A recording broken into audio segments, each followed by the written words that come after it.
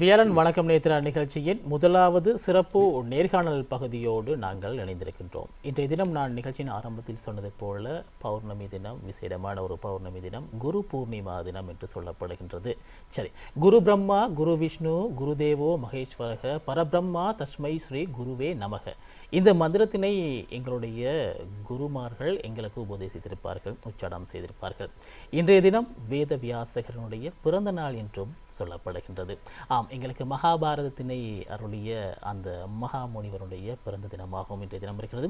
இவ்வாறானது ஒரு சிறப்பு நாளிலே ஒரு சிறப்பு அதிதியை நாங்கள் கலையகம் அழைத்து வந்திருக்கின்றோம். அவரிடமிருந்து நிறைய விடயங்களை நாங்கள் கேட்டு தெரிந்து கொள்ளப் போகின்றோம். குறிப்பாக தமிழர்களுடைய மரபிலே, இந்து கலாச்சார மரபினுடைய பல்வேறு விடயங்களை நாங்கள் கேட்டு தெரிகிறோம். குறிப்பாக இந்த ஆன்மீகம் சம்பந்தமாக பல்வேறு விடயங்கள் என்று சொல்லலாம். சரி, காலம் தாமதிக்காமல் நாங்கள் அவரையும் இணைத்துக் கொள்ளலாம். இந்து சமய கலாச்சார அலுவல்கள் திணைக்களத்தின் சிரேஷ்ட இந்து சமய கலாச்சார அபிவிருத்தி உத்தியோகத்தர் திருமதி பவானி முகுந்தன் அவர்கள் எங்களோடு இணைந்திருக்கின்றார். வணக்கம் அம்மா. வணக்கம். எப்படி இருக்கிறீங்க அம்மா? நலமாக இருக்கிறேன். வணக்கம் நேயர்களே. நல்லதொரு நாளிலே உங்களை போன்ற அதிதியை அழைத்து எங்களுடைய ரசிகர்களுக்கு எங்களுடைய ஆன்மீகம் தொடர்பான பல்வேறு விடயங்களை தெளிவுபடுத்துவதற்கு எங்களுடைய நேத்ரா கலையகம் கடமைப்பட்டிருக்கின்றது. அந்த வகையில் இன்றைய தினம் குரு பூர்ணிமா தினமாக இருக்கின்றது. ஆரம்பத்தில் எங்களுடைய மதத்தினை பொறுத்த மட்டிலே சிலருக்கு பல்வேறு விதமான நம்பிக்கைகள் இருக்கின்றது.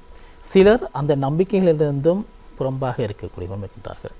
சிலர் அந்த நம்பிக்கைகள் ஊறி போனவர்களும் இருக்கின்றார்கள். பிறருக்கு அதனை சொல்லிக் கொடுப்பதில் வல்லவர்களாகவும் இருக்கின்றார்கள். தான் பெற்ற இன்பத்தினை பெருக வையகம் என்பதை போன்று அது தொடர்பான பூரண விவரங்களையும் அறிவுகளையும் பகிர்ந்து கொடுப்பதில் வல்லவர்களாகவும் இருக்கின்றார்கள். அந்த வகையில் இந்த குரு பூர்ணிமா தினம் தொடர்பாக நாங்கள் ஆரம்பிக்கலாம். இந்த குரு பூர்ணிமா என்பது என்ன என்பதை விளக்கத்திற்காக நாங்கள் ஆரம்பிக்கலாமா?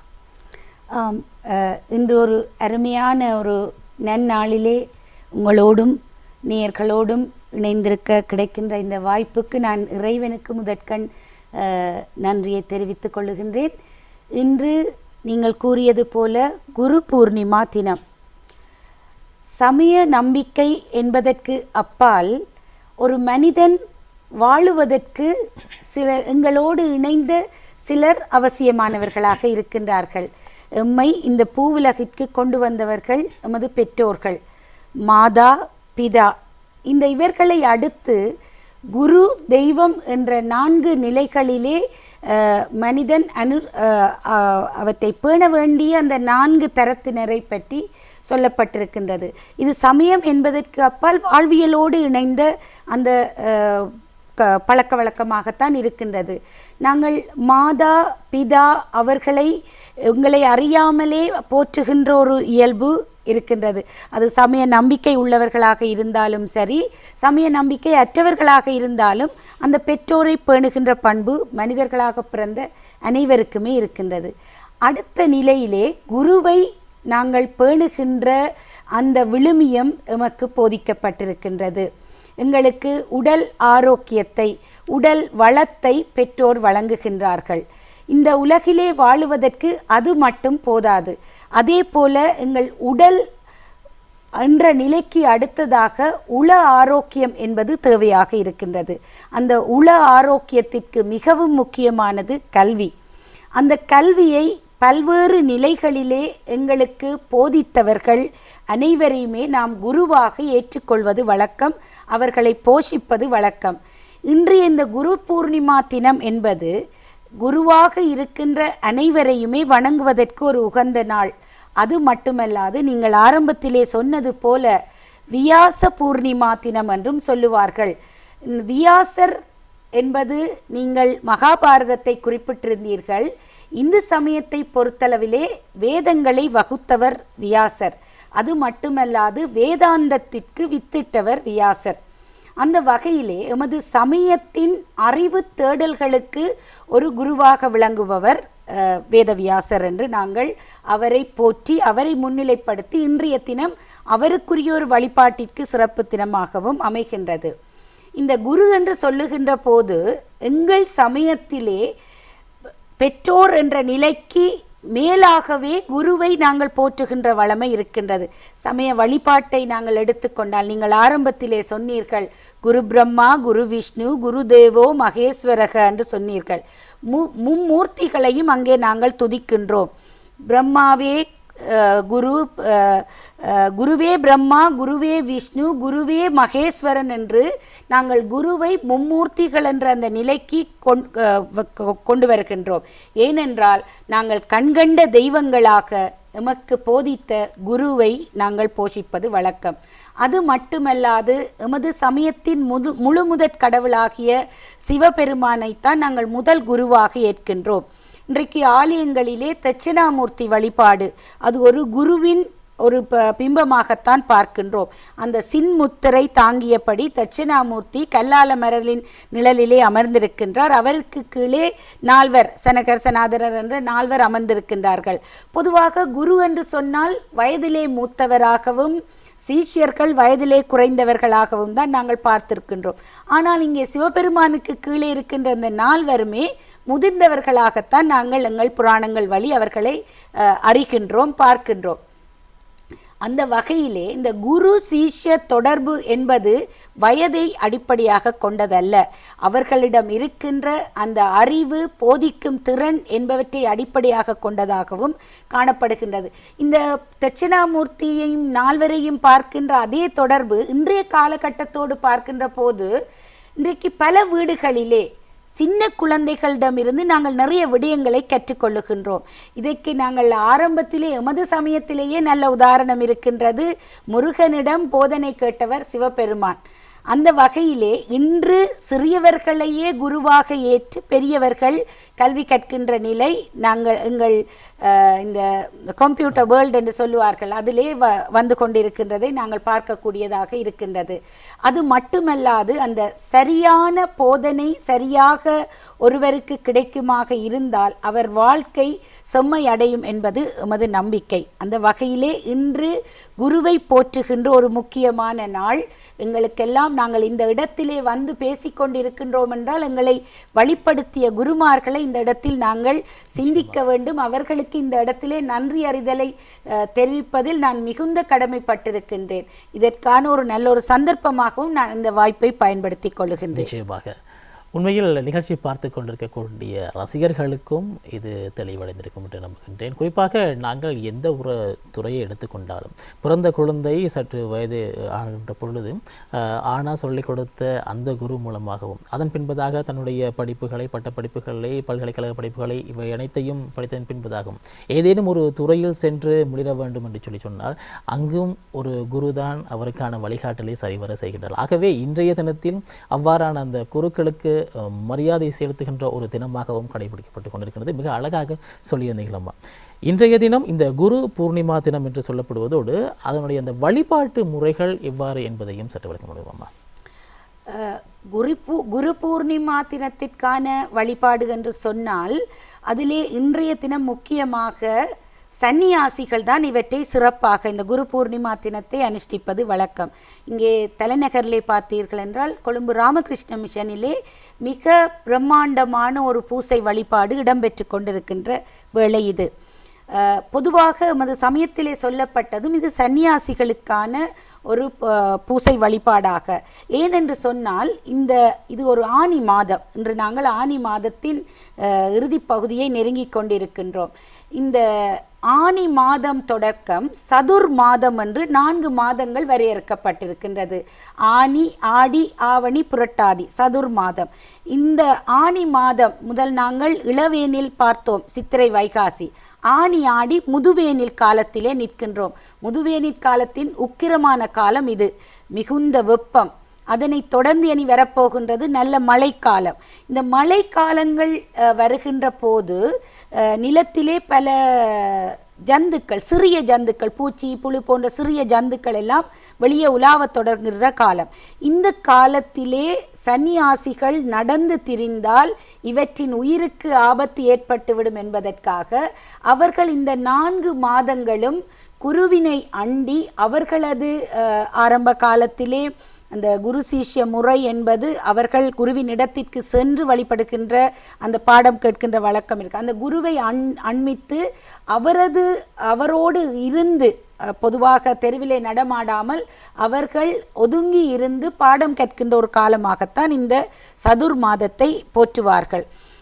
ஏனென்று சொன்னால் அவர்கள் நடந்து திரிந்தால் அந்த உயிர்களுக்கு கேடு வந்துவிடும் என்ற அந்த அகிம்சை நோக்கோடு வகுக்கப்பட்ட ஒரு காலம் இந்த சதுர் மாதம். இந்த சதுர் மாதத்தின் ஆரம்ப தினமாகிய இந்த குரு பூர்ணிமா தினம் ஆரம்பத்திலே சன்னியாசிகளுக்குரிய வழிபாட்டு நிலைமையாக இருந்தாலும் இன்று பலரும் அதை குருவை போற்றுகின்ற ஒரு காலமாக இருக்கின்றது. அது மட்டுமல்லாது இன்று நாங்கள் பல ஆலயங்களை எடுத்துக்கொண்டால் திருவிழா காலங்கள் பலருமே அறிந்த இலங்கையை பொறுத்தளவிலே நைனாதீவு நாகம்மாள் ஆலயத்தின் இன்றைக்கு தீர்த்தோற்சவம் நடைபெற்று கொண்டிருக்கின்றது. அதே போல கதிர்காமத்திலே முருகன் கொடியேறி திருவிழாக்கள் ஆரம்பமாகி இருக்கின்றது. அதே போல பல பிரபல்யமான பல ஆலயங்களிலே மகோத்சவங்கள் ஆரம்பமாகி இருக்கின்ற ஒரு காலம். இந்த ஆலயங்களில் மகோத்சவ வழிபாடுகள், கிரியைகள் என்பதன் உண்மையான அர்த்தம் என்னவென்றால், நாங்களும் வாழ்ந்து பிறரையும் வாழ வைப்பதற்கான ஒரு கைங்கரியமாகத்தான் நாங்கள் இந்த கிரியைகளை பார்க்கின்றோம். ஆலயங்களிலே செய்கின்ற கிரியைகளினால் தனியொருவர் பயனடைய போவதில்லை. அந்த ஆலயத்திலே வழிபடுபவோர், அந்த ஆலயத்தை நினைப்போர், அந்த ஆலய வழிபாட்டை தங்கள் மனங்களிலே கொள்வோர், ஆலய கிரியைகளை ஆற்றுவோர் என்று சொல்லி பல திறத்தினரும் அங்கே பயனடைகின்றார்கள்.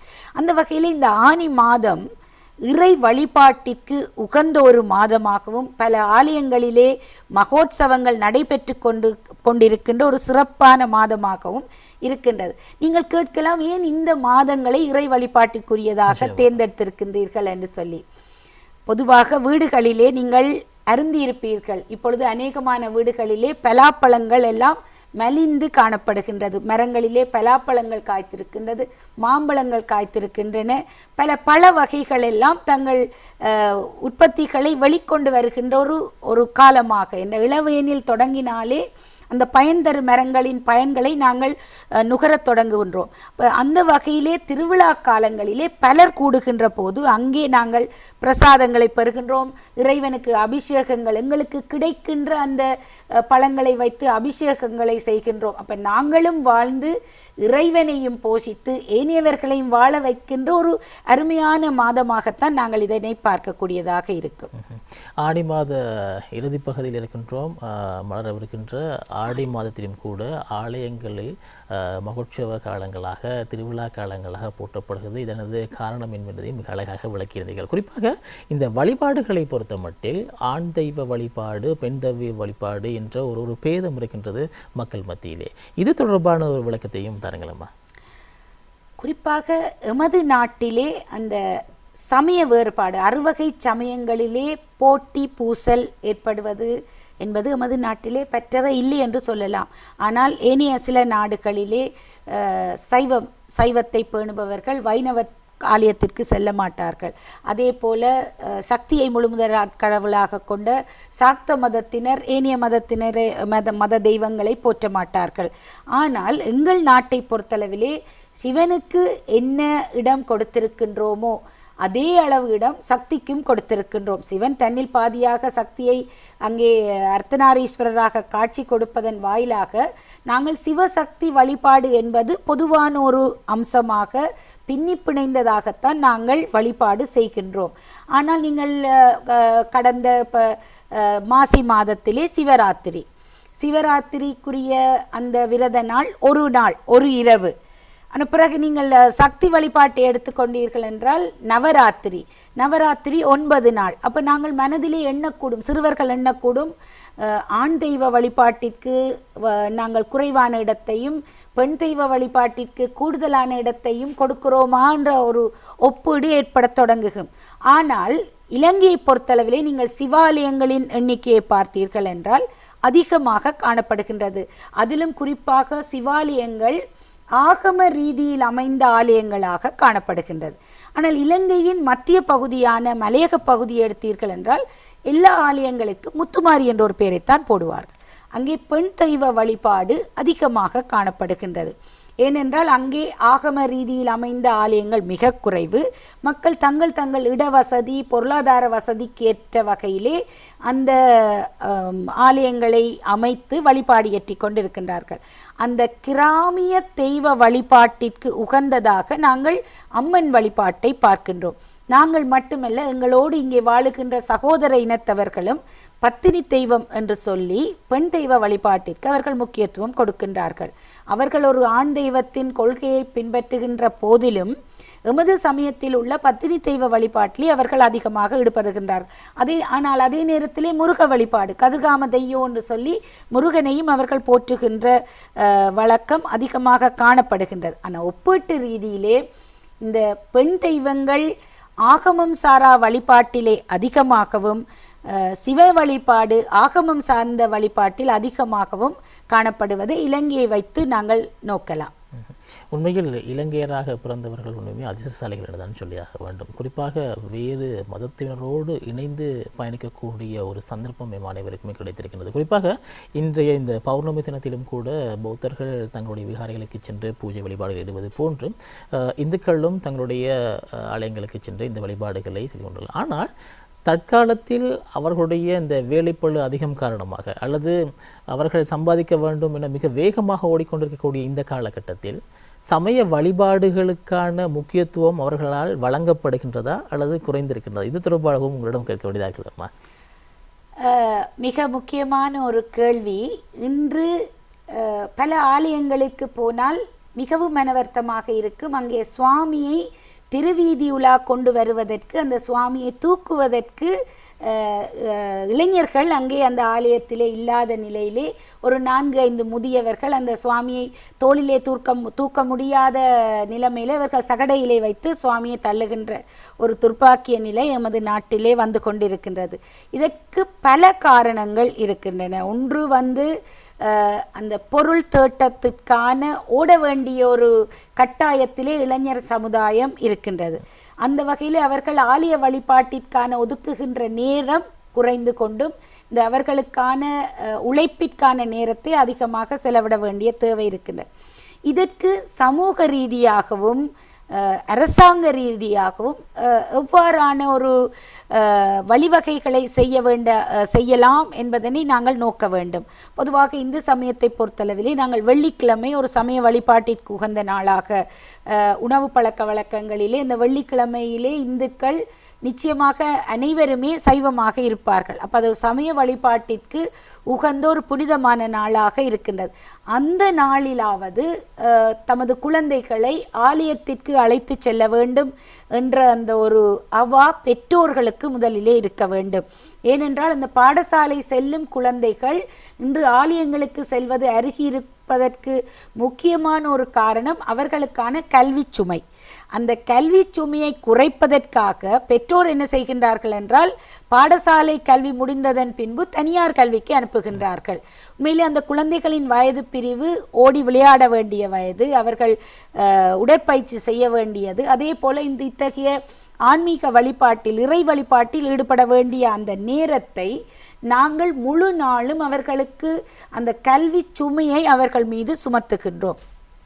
அதிலிருந்து அந்த குழந்தைகள் சரியான ஒரு கல்விமான்களாக வர வேண்டும் என்று சொன்னால் அவர்களுக்கு உடல் ரீதியாகவும் உள ரீதியாகவும் சில ஓய்வுகளை கொடுக்க வேண்டும். அந்த ஓய்வை கொடுப்பதற்கு ஒரு முக்கியமான இடமாக நாங்கள் ஆலயங்களை பயன்படுத்தி கொள்ளலாம். அந்த வகையிலே இந்த திருவிழா காலங்களிலே பிள்ளைகளை ஆலயங்களுக்கு அழைத்து செல்ல வேண்டும்.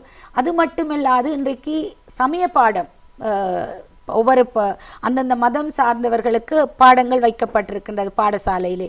நான் நினைக்கின்றேன் ஒரு வாரத்திலே 3 நாள் அங்கே பாடசாலையிலே சமய பாடம் வைக்கப்பட்டிருக்கின்றது. அந்த சமய பாடத்திலே உள்ளடக்கப்படுகின்ற பாடத்திட்டமும் வாழ்வியலோடு இணைந்ததாக பிள்ளைகளுக்கு எவ்வாறு சமய பழக்க வழக்கங்களை கைக்கொள்வதால் அவர்கள் வாழ்வு வளம் பெறும் என்பதற்கான உதாரணங்களோடு அந்த பாடத்திட்டங்கள் வடிவமைக்கப்படுமாக இருந்தால் அந்த குழந்தை தானாகவே ஆலய வழிபாட்டிற்கு செல்ல வேண்டும் என்ற ஒரு கோரிக்கையை பெற்றோர்களுக்கு வைக்கும். இப்போ பிள்ளை கேட்கின்ற போது பெற்றோர் விரும்பியோ விரும்பாமலோ இந்த ஆலய வழிபாட்டிற்கு கொண்டு வர வேண்டிய தேவை இருக்கின்றது. நான் மிகவும் மனவர்த்தத்தோடு சொல்ல வேண்டிய ஒரு விடயம், ஒவ்வொரு ஆலயத்திலே அண்மையிலே நான் ஒரு கோயில் மகோத்சவத்திற்கு சென்றிருந்தேன். அங்கே அந்த 8ஆம் திருவிழாக்காரர்கள் சொல்லுகின்றார்கள், அன்று இங்கே தென்னிலங்கையில் இருந்து, இது வடக்கே ஒரு வட பகுதியிலே இருக்கின்ற ஒரு ஆலயத்தில் தென்னிலங்கையில் இருந்து நடன மாதுக்களை அங்கே அழைத்து அவர்கள் அங்கே அந்த கரகம் வைத்து ஆடினார்கள், காவடி வைத்து ஆடினார்கள். ஆனால் அந்த உடல் பாவனை எல்லாம் கேண்டியன் நடன அமைப்பிலே தான் அவர்கள் ஆடினார்கள். அதற்கு என்று ஒரு இளைஞர் கூட்டம் அங்கே வந்திருந்தது. இளைஞர்கள் மட்டுமல்ல, யுவதிகள் அனைவருமே கூட்டம் வந்து, அப்போ அந்த விழா உபயக்காரர்கள் சொல்லுகின்றார்கள், எங்கள் திருவிழாவை சிறப்பிக்க வேண்டும் என்றால் இந்த தெய்வம், அங்கே இருக்கின்ற தெய்வம் வீதியுலா வருகின்ற போது நிறைந்த மக்கள் கூட்டத்தினரோடு வர வேண்டும் என்றால் இப்படியான நிகழ்வுகளை நாங்கள் செய்ய வேண்டிய தேவை இருக்கின்றது என்று. ஆனால் அது உண்மையிலே ஒரு துர்ப்பாக்கியமான நிலைமை இன்று எங்கள் நாட்டிலே. அதே போல் இசைக்கச்சேரிகள் என்று சொல்லி சினிமா இசைக்கச்சேரிகளை வைப்பதன் மூலமும் அவர்கள் மக்கள் கூட்டத்தை திரட்டுகின்றார்கள். ஆனால் உண்மையிலே அடிப்படையாக சமய அறிவு வீடுகளிலே ஊட்டப்படுமாக இருந்தால் இத்தகைய உத்திகளை பயன்படுத்தி ஆக்களை ஆலயங்களுக்கு கொண்டு வேண்டிய தேவை இல்லை. ஆனால் இன்று நாங்கள் அந்த தேவையில் இருக்கின்றபடியால் எங்களுக்கான பாடத்திட்டங்கள் மறுசீரமைக்கப்பட வேண்டும். வீடுகளிலே அந்த பழக்க வழக்கங்கள், சமய பழக்க வழக்கங்களை கைக்கொள்வதற்கான வழிகாட்டல் சரியாக செய்யப்பட வேண்டும். உண்மையில் ஒரு உற்பத்தி பொருளை நாங்கள் சந்தையில் விநியோகிக்க வேண்டும் என்று சொன்னால் அதற்கு நாங்கள் விளம்பரப்படுத்த வேண்டியதாக இருக்கின்றது. இன்று ஒவ்வொரு சமயத்தை பொறுத்த மட்டிலே இந்த வழிபாடுகள் மகத்துவ காலங்களில் அவ்வாறானதொரு சந்தைப்படுத்தல் தேவை இருக்கின்றது. பக்தர்கள் அவர்கள் இறை வழிபாட்டிற்கு வர வேண்டும் என்று சொன்னால் அவர்கள் விரும்புகின்ற ஏனைய பல விடயங்களை அங்கு வைத்தால்தான் அவர்கள் வழிபாட்டிற்கு வர வேண்டிய ஒரு துர்ப்பாக்கிய நிலை அமைந்திருக்கின்றது. குறிப்பாக ஆரம்ப காலங்களோடு ஒப்பிடுகின்ற பொழுது நீங்கள் ஒரு விடயத்தினை குறிப்பிட்டீர்கள், மாணவர்களுக்கு அறநெறி பாடசாலை என்பது கட்டாயமாக்கப்பட்டிருந்தது. இன்றும் அது நடைமுறையில் இருக்கின்றது. ஆனால் ஒப்பீட்டளவில் பார்க்கின்ற பொழுது ஆரம்ப காலங்களோடு தற்போதைய காலங்களில் அந்த அறநெறி பாடசாலைகளுக்கான மாணவர்களின் வரவு சடுதியாக குறைந்திருப்பதை காணக்கூடியதாக இருக்குது. நான் குறிப்பிடுவது இந்து மதத்தை மாத்திரமல்ல, பௌத்த மதத்திலும் அதே மதம், கிறிஸ்தவ மதத்திலும், இஸ்லாம் மதம், அனைத்து மதங்களிலுமே இந்த வார இறுதி நாட்களில் அவர்களுடைய அந்த மதம் தொடர்பான வழிபாட்டு முறைகளையும் தாண்டி இந்த அறநெறி கல்விகளிலும் மாணவர்களுடைய வரவு குறைவாக இருக்கின்றது. இதற்கு உங்களுடைய அபிவிருத்தி சார்ந்த விடயங்களில் என்னென்ன விடயங்களை உள்ளடக்கி இருக்கின்றீர்கள்? இது தொடர்பான விடயங்களை நாங்கள் மக்களுக்கு தெளிவுபடுத்துவதாக எவ்வாறு நாங்கள் சொல்லலாமா?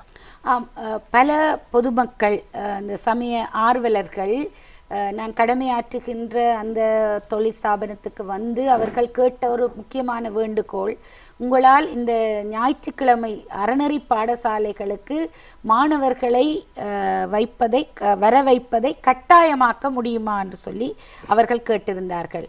இங்கே இது அறநெறி கல்வி என்றது ஒழுக்க விழுமியம் சார்ந்த ஒரு கல்வி. கட்டாயப்படுத்தி யாரையுமே அங்கே அந்த கல்வியை, இப்போ நாங்கள் பாடசாலை கல்வி ஓலெவல் வரைக்கும் அது ஒரு கட்டாய பாடமாக அங்கே புகட்டப்படுகின்றது. ஆனால் அறநெறி கல்வி ஒரு கட்டாய பாடமாக செய்ய முடியாது. அது உளரீதியாக அவர்கள் ஆழ் மனதில் இருந்து அந்த கல்வியை நாங்கள் கற்க வேண்டும் என்ற அந்த ஆர்வம் ஏற்பட வேண்டும்.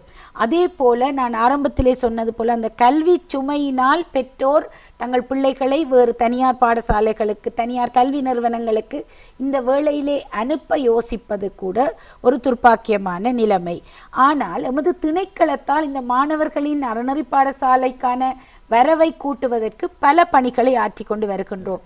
ஆக்கத்திறன் போட்டிகள், மாணவர்களிடம் இருக்கின்ற அந்த ஆளுமை விருத்திக்கான பல போட்டிகளை வைத்து அவர்களுக்கு மிக பெறுமதியான பரிசுகளை வழங்கி வருகின்றோம். வருடம் வழங்கி வருகின்றோம். மாவட்ட பிரதேச ரீதியாக, மாவட்ட ரீதியாக, மாகாண ரீதியாக, தேசிய ரீதியாக என்று பல கட்டங்களாக அந்த போட்டிகள் கொண்டு நகர்த்தப்படுகின்றன. அது மட்டுமல்லாது அவர்களுக்கான அந்த போதிக்கப்படுகின்ற நூல்கள், அறநெறிச்சுடர், சைவநெறிச்சுடர், அறநெறிச்சாரம் என்று சொல்லி அந்த போதனை நூல்கள் கூட பாடசாலை கல்வியை மையமாக கொண்டதல்ல. இந்த அற ஒழுக்க விழுமியங்கள், சமய வாழ்வியலுக்கேற்ற அந்த போதனை வடிவிலே தான் எங்கள் பாடத்திட்டங்கள் வடிவமைக்கப்பட்டிருக்கின்றது. அது மாணவர்களுக்கு இலகுவாக அவர்கள் கற்கக்கூடிய வகையிலே அங்கே அந்த ஓவியங்களாக அந்த ஓவிய பாடங்களாக எல்லாம் அந்த பாடத்திட்டங்கள் வரையறுக்கப்பட்டிருக்கின்றது.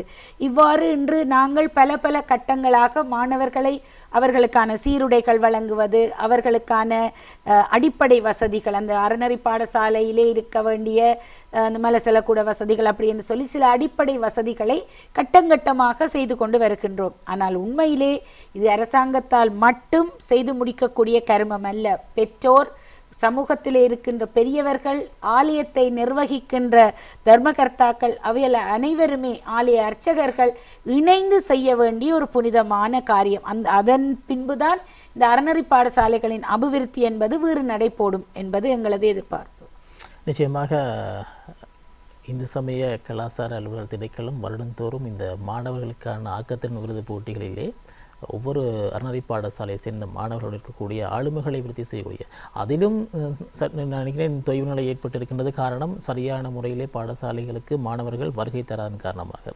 சரி, இது இவ்வாறு இருக்க நாங்கள் மலரவிருக்கின்ற இந்த பிறக்கவிருக்கின்ற மாதம் தமிழ் மொழிப்படி ஆடி மாதம் இந்துக்களை பொறுத்த மட்டிலே வெகு விமர்சையாக கொண்டாடப்படுவதற்கான ஒரு மாதம். இந்த மாதம் தொடர்பான ஒரு அடிப்படையிலிருந்து நாங்கள் செல்வோம். இந்த மாதம் ஏன் இவ்வளவு தூரம் விசேடமாக பார்க்கப்படுகின்றது, இந்த மாதத்தில் என்னென்ன விசேட வழிபாட்டு முறைகள் காணப்படுகின்றது, இது தொடர்பாகவும் நாங்கள் பகிர்ந்து கொள்ளலாமா? ஆடி மாதம் என்பது அந்த 12 மாதங்களிலே மிக முக்கியமான ஒரு திருப்பத்தை ஏற்படுத்துகின்ற மாதம். என்னென்று சொன்னால், எங்களுக்கு 5 எஜமானர்கள் இருக்கின்றார்கள், பஞ்சபூதங்கள். அவர்கள் ஆரம்பத்திலே இயற்கை வழிபாட்டை அடிப்படையாக கொண்டு இயற்கையாக வழிபட்ட மனிதன் நாளாவட்டத்திலே அதிலிருந்து வளர்ச்சி அடைந்து இன்று நாங்கள் உருவ வழிபாட்டிற்கு வந்திருக்கின்றோம். ஆனாலும் இன்று நாங்கள் கண்கண்ட தெய்வமாக போற்றுகின்ற ஒரு தெய்வம் சூரியன். தை மாதம் பிறந்தாலே நாங்கள் சூரியனுக்கு நன்றியை செலுத்துகின்றோம். ஏனென்றால் எங்கள் வாழ்வாதாரத்திற்கு ஆதாரமாக இருக்கின்ற ஒரு தெய்வம். அது மட்டுமல்லாது நாங்கள் கண்கண்ட தெய்வமாக சூரியனை போற்றுகின்றோம். இந்த சூரியனின் ஓட்டத்தை அடிப்படையாக வைத்துத்தான் எங்கள் பல கருமங்கள் தீர்மானிக்கப்படுகின்றது. தை முதல் ஆனி வரை சூரியன் வடக்கு நோக்கி சஞ்சரிக்கின்ற காலம். ஆடி முதல் மார்கழி வரை தெற்கு நோக்கி தெட்சண காலம் என்று சொல்லுவார்கள். சூரியன் தெற்கு நோக்கி சஞ்சாரம் செய்கின்ற காலம் தெட்சண காலம் என்று சொல்லுவார்கள் இந்த ஆடி மாதம். அந்த வகையிலே சூரியன் வடக்கிலிருந்து தெற்குக்கு வருகின்ற ஒரு முக்கியமான ஒரு காலமாக இந்த ஆடி மாதத்தை நாங்கள் கொள்ளலாம். அது மட்டுமல்லாது ஊரிலே பேச்சு வழக்கிலே சொல்லுவார்கள், ஆடிக்காற்றுக்கு அம்மியும் நகரும் என்று சொல்லி. அவ்வாறு ஒரு கடும் காற்று இருக்கும். ஆடிக்காற்றிலே தேடி விதை என்று சொல்லி நாங்கள் விதைப்புக்குரிய காலமாகவும் இந்த ஆடி மாதத்தை எடுப்போம். இந்த அளவுக்கு அதிகமான மழை, இந்த நான் முதுவேனில் என்று ஆரம்பத்திலே சொல்லியிருந்தேன், இனி மழைக்காலம் வரப்போகின்ற அந்த ஆடி மாத ஆரம்பத்திலிருந்து மழை பெய்தால் அளவுக்கு அதிகமாக பெய்யும், காற்றடித்தால் அளவுக்கு அதிகமாகத்தான் காற்றடிக்கும். அந்த இரண்டும் இல்லாமல் வெயில் உக்கிரமாக இருப்பதும் இந்த காலங்களிலே. இந்த காலங்களிலே எங்கள் உடலிலே பல மாற்றங்கள் ஏற்படும். உடல் உஷ்ணம் அடையும், குளிர்மை அடையும். அப்படியான காலங்களிலே உடல் உபாதைகள் ஏற்படுவதற்கு வழிவகை உண்டு. அந்த உடல் உபாதைகளிலிருந்து எங்களை காப்பதற்கான ஒரு முதலாவது படிநிலை நாங்கள் உட்கொள்ளுகின்ற உணவுகள். அந்த உணவு அந்த காலத்திற்கு ஏற்ற வகையிலே உகந்ததாக இருக்க வேண்டும் என்பதற்காக எமது சமயத்திலே சில சமய வழிபாடுகளை அங்கே இயற்றி இருக்கின்றார்கள். நாங்கள் கடந்த மாதத்திலேயே சில ஆலயங்களிலே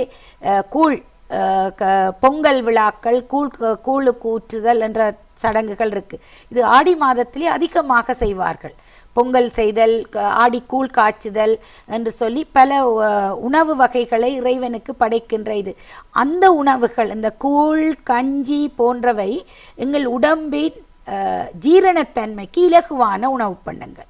அவற்றை நாங்கள் இறை வழிபாட்டிலே சமர்ப்பித்து நாங்களும் அந்த உணவுகளை உட்கொள்வதன் போது இந்த இயற்கையாக ஏற்படுகின்ற இந்த காலநிலை மாற்றங்களிலிருந்து எங்களை பேணிக்கொள்ளக்கூடிய ஒரு வாய்ப்பு இருக்கும். அந்த சமய வழிபாடும் அதோடு ஆட்டியதாகத்தான் இருக்கின்றது.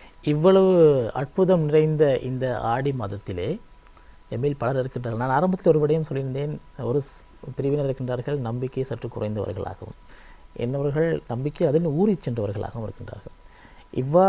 இவ்வளவு அற்புதங்கள் பொருந்திய நன்மை தரும் இந்த மாதத்திலே ஆடி மாதத்தில் நாங்கள் எந்த ஒரு சுபகாரியங்களும் செய்யக்கூடாது என்ற ஒரு எண்ணம் பலரது மத்தியில் இருக்கின்றது. இது தொடர்பான ஒரு சுருக்கமான விளக்கத்தை இந்த சுப காரியத்திற்கு முக்கியமானது இந்த காலநிலை மாற்றங்கள். கடும் மழை காலத்திலே நீங்கள் திருமண வீட்டை வைத்தீர்கள் என்று சொன்னால் அது சிறப்பாக இருக்காது. கடும் வெயில் அல்ல காற்றடிக்கிற காலத்திலே, அண்மையிலே ஒரு பெரிய காற்று யாழ் மாவட்டத்திலே அந்த காற்று வீசி ஒரு பெரிய நிகழ்ச்சியே, அங்கே அந்த கதிரைகள் எல்லாம் தூக்கி எறியப்பட்டு தென்னிந்தியாவிலிருந்து கொண்டு வரப்பட்ட பெரிய ஒரு நிகழ்ச்சியே ரத்தானது. ஏனென்றால் அவ்வளவு காற்று. நாங்கள் கடந்த காலங்களிலே எதிர்பார்க்காத ஒரு காற்றையும் மழையையும் அந்த காலங்களிலே பார்த்தோம். இவ்வழியான காலங்களிலே நாங்கள் சுப காரியங்கள் வைத்தால் அவற்றை சிறப்பாக செய்ய முடியாது என்பது ஒரு இது. அடுத்தது, சில இடங்களிலே புதிதாக திருமணம் முடித்த கணவன் மனைவியை கூட அவர்கள் பிரித்து வைக்க வேண்டும். ஆனால் இலங்கையிலே அவ்வாறான சடங்குகள் நடைமுறைகள் எனக்கு பெரிதாக பின்பற்றுவதாக நான் அறியவில்லை. ஆனால் பாரத தேசத்திலே அது வைத்திருக்கின்றார்கள். இது கூட அந்த சீதோஷ்ண நிலை, அந்த அதிக வெப்பம் அதிக குளிர் அந்த காலங்களிலே அவர்கள் உடல் ஆரோக்கிய இருக்காது. அந்த உடல் ஆரோக்கியமோ அல்லது அந்த அந்த குழந்தை உற்பத்தி ஆவதற்கான உடல்நிலை உகந்ததாக இருக்காது என்ற அடிப்படையிலே முன்னோர்கள் ஒரு சும்மா ஒரு சமய பயத்தை காட்டி ஆடி மாதத்திலே கணவன் மனைவியே சேர்ந்திருக்கக்கூடாதுன்னு ஒரு சமய வழியாக அவர்கள் உண்மையிலே ஒரு விஞ்ஞான ரீதியான பிரிப்பு செய்திருப்பதனை எங்கள் சமயத்திலே காட்டப்படும். சமயத்திலே பின்பற்றப்படுகின்ற பல பண்டிகைகள், விழாக்கள், விரதங்கள் அனைத்தையுமே ஒவ்வொன்றாக நாங்கள் பார்த்தோம் என்றால் ஒவ்வொன்றிலேயுமே விஞ்ஞான ரீதியான அர்த்தம், மிக ஆழமான விஞ்ஞான ரீதியான அர்த்தம் இருப்பதனை நாங்கள் புரிந்து கொள்ளலாம். நிச்சயமாக. ஆக மொத்தத்தில் எந்த ஒரு சமயமாக இருந்தாலும் மனிதனுடைய வாழ்வினை நன்மைப்படுத்துவதாக, செழுமைப்படுத்துவதற்காகத்தான் இருக்கின்றே தவிர அவனை அழிவுக்குட்படுத்துவதாக எந்த ஒரு மதமும் அது தொடர்பான அந்த விழுமியங்களை போதிக்கவில்லை என்பதைத்தான் நாங்கள் மீண்டும் மீண்டும் வலியுறுத்த வேண்டியதாக இருக்கின்றது. நேரம் போதாமை காரணமாக நாங்கள் இந்த அளவோடு இந்த நேர்காணல் பகுதி நிறைவு செய்ய வேண்டியதாக இருக்கின்றது. இன்றைய தினம் எங்களோடு இணைந்திருந்தார் இந்து சமய கலாசார அலுவலர்கள் திணைக்களத்தின் சிரேஷ்ட இந்து சமய கலாசார அபிவிருத்தி உத்தியோகத்தர் திருமதி பவானி முகுந்தன் அவர்களுக்கு எங்களுடைய அலைவரிசையின் சார்பாகவும் தயாரிப்பது